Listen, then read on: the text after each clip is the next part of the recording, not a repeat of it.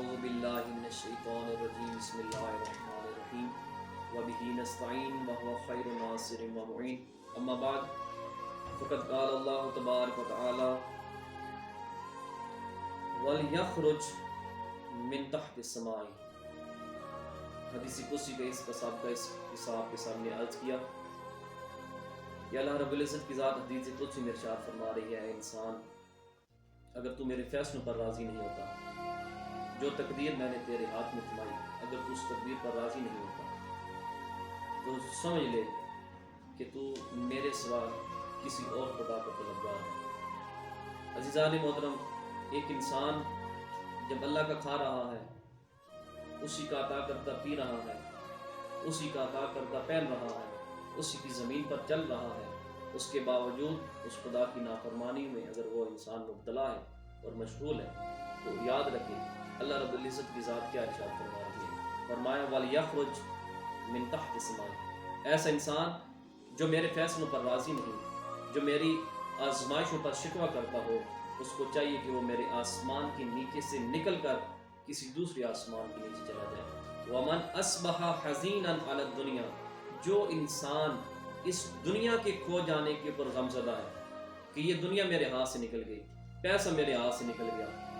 فلاں چیز میرے ہاتھ سے نکل گئی، اس کے اوپر اگر انسان غمزدہ ہے دنیا کے کھو جانے کے اوپر، فرمایا فَكَأَنَّمَا أَصْبَحَ سَاخِطًا عَلَيَّ، تو اس نے گویا اس حالت میں اپنی زندگی گزاری کہ وہ مجھ خدا کے اوپر ناراض ہوا۔ اندازہ لگائیں کہ انسان اگر دنیا کے کھو جانے سے خدا کی ناراضگی مول لے رہا ہے تو صرف گھاٹے کا سودا کر رہا ہے۔ وَمَنِ اشْتَكَىٰ مُصِيبَةً نَزَلَتْ بِهِ إِلَىٰ غَيْرِي، مصیبت اس کے اوپر میں نے نازل کی، جس کے اوپر میں نے مصیبت نازل کی، دوسروں کے سامنے جا کر اگر وہ شکوے کرتا ہے کہ میرے اوپر یہ مصیبت نازل ہو گئی ہے، مجھ پر غربت آ گئی ہے، مجھ پر فقر و فاقہ کی نوبت آ گئی ہے، جس نے دوسروں کے سامنے چاہیے تو یہ تھا کہ میری بارگاہ میں آتا، مجھ سے آ کر سوال کرتا، پروردگار میں تو تیرا بندہ تھا، میں تیری عبادت کرتا تھا، میں تو تیرے اولیاء سے محبت کرتا تھا، میں تیرے رسول کی اطاعت کرتا تھا، تیری قرآن کتاب سے محبت کرتا تھا، اس کے اوپر عمل پیرا ہوتا تھا،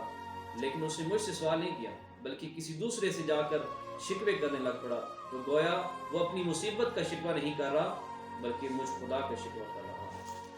عزیزان محترم، فرمایا فقد شکانی، تو گویا اس نے میری شکایت دوسروں سے کی۔ ومن دخل علی غنی، جو کسی امیر شخص کے پاس جاتا ہے، صاحب ثروت کے پاس جاتا ہے، فتواضع لہ من اجل غنائی، اور اس کو اس انداز میں جھک کر سلام کرنا، اتنی تواضع اور انکساری کے ساتھ سلام کرنا، اور یہ سلام کرنا اس کی دولت اس کی شہرت کی وجہ سے ہو، تو فرمایا ذہب ثلث دینہ، تو ایسے انسان کا 3/3 دین اس سے خارج ہو جاتا ہے۔ کسی کو سلام کرو تو اس کے اسلام کی وجہ سے سلام کرو، اس کے ایمان کی وجہ سے سلام کرو، اس کی دولت کی وجہ سے نہیں۔ میں دعا گو ہوں کہ اللہ رب العزت کی ذات ہم سب کو حقیقی معنوں میں تعلیمات محمد و آل محمد کو سننے،